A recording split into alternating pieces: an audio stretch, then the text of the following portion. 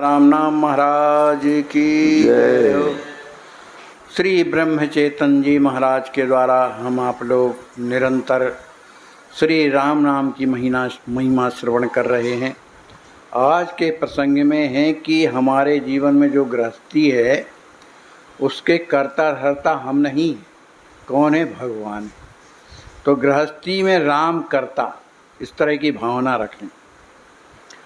परमात्मा आनंद रूप है, भगवान का आनंद उपाधि रहित है।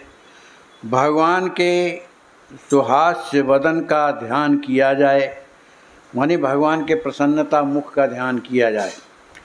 हर एक बात में मनुष्य आनंद की अपेक्षा रखता है। उसमें हवा का झोंका आया तो उसे अच्छा लगता है, वर्षा होती है तो वह समझता है कि अब हवा में ठंडक आएगी। किसी तरह क्यों ना हो, मनुष्य आनंद प्राप्त करना, उसे संचित करना चाहता है। मनुष्य को भूख लगी हो तो वह कुछ खाएगा तो उसका पेट भरेगा और वह खुश होगा। लेकिन यदि वह विष खाएगा तो उससे प्रसन्नता ना होते हुए उसकी मृत्यु होगी। ठीक वैसे ही हमारा व्यवहार है। इस विषय से आनंद प्राप्त करना चाहते हैं और वही बाधक होता है। किसी बीमार व्यक्ति के पेट में कृमि हुई, माने कीड़े पड़ गए हों, यदि उसे अधिक खाना दिया जाए तो शरीर का पोषण होने के बदले पेट में कृमि बढ़ेंगे।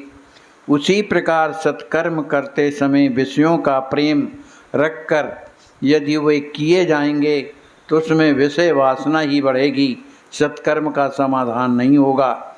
इसलिए कर्तव्य बुद्धि से ही कर्म किया जाए तो वह बाधक नहीं होगा। मनुष्य आजीवन जो धंधा करता है उससे वह तद्रूप हो जाता है। और किसी वकील के बारे में सोचिए, वह अपने व्यवसाय में इतना लीन हो जाता है कि मृत्यु के क्षण में भी वह वाद विवाद ही करता रहेगा। नौकरी करने वाला नौकरी के काम में लीन हो जाता है, अतः स्वप्न में भी यह स्वयं को नौकर ही मानता है। कर्म ऐसे ढंग से किया जाए कि वह करते समय हम उससे अलग होकर करें। विवाह के मंगल समारोह में सम्मिलित हो जाएं, लड्डू भी खाएं, लेकिन वे पराये के समझकर खाएं, अपनी बेटी या बेटे की नहीं है ऐसा समझकर। अन्यथा संबंधी के बारे में चिंता होगी, या दहेज मिलता है कि नहीं इसकी ओर ध्यान रहेगा, जिससे परेशानी ये होगी।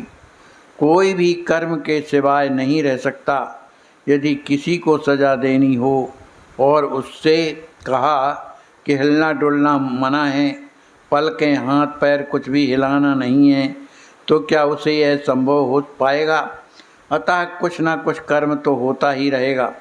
भगवान ने ऐसा कुछ बंधन डाल दिया है कि कर्म के बिना गति ही नहीं होगी। किंतु ये सभी राम करता धरता हैं। यह भूल करके यदि करेंगे तो सभी बाधक होंगे और अब मरते दम तक मनुष्य अगले जन्म की तैयारी करते रहेगा।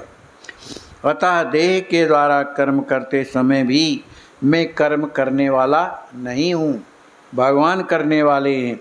इस तरह की भावना रखकर कर्म करें। कर्म किए बिना हमें चैन नहीं आएगा, किंतु हम कर्म फल की आशा अकारण करते रहते हैं। कर्म फल की आशा छोड़कर यदि कर्म करते रहेंगे तो कर्म करते करते ही हमें संतोष प्राप्त होगा। परमात्मा के प्रति पूर्ण निष्ठा होना चाहिए, भगवान के प्रति पूर्ण निष्ठा। माँ के लिए रोने वाला बच्चा भी मिलने के बिना रोए बिना रोना बंद नहीं करता। वैसे ही समाधान के लिए, आनंद के लिए तड़पने वाला हमारा जीव परमेश्वर प्राप्ति के बिना शांति नहीं रह सकता। इसलिए गृहस्थी को चिंता न करते हुए परमेश्वर प्राप्ति कैसे होगी इसकी चिंता करो। भगवान के प्रति संपूर्ण निष्ठा के बिना हमारी गृहस्थी की चिंता मिटने वाली नहीं है। संपूर्ण संसार का जो पालन करता है, क्या वह हमारा पालन नहीं करेगा? हर बात उसी की सत्ता से तो होती है। यह ध्यान में रखो, तब गृहस्थी कभी बाधक नहीं होगी। भगवान के प्रति अंतिम सांस तक निष्ठा दृढ़ रखो। हमने पुराण में पढ़ा ही है कि भीष्म ने भाई पांडवों को मारने की प्रतिज्ञा की थी। वह तो भीष्म प्रतिज्ञा ही थी, वह भले कैसे झूठी होगी। सब पांडव चिंताग्रस्त हुए, किंतु द्रौपदी की निष्ठा जबरदस्त थी। उसने कहा, हम श्री कृष्ण से पूछें। उसने सारा समाचार श्री कृष्ण को सुनाया। श्री कृष्ण बोले, भीष्म की प्रतिज्ञा झूठी तो हो ही नहीं सकती, फिर भी हम एक प्रयत्न करके देखते हैं। वे बोले, द्रौपदी तू अब ऐसा कर कि रात में भीष्माचार्य के आश्रम में जा, वहाँ केवल सन्यासियों और स्त्रियों को जाने की छूट है। मैं तेरे साथ आश्रम तक चलूँगा। इसके बाद श्री कृष्ण द्रौपदी को लेकर भीष्माचार्य के आश्रम तक पहुँचे। बाहर वहीं पर द्रौपदी के अलंकार अन्य वस्तुएं संभालते हुए बैठे रहे।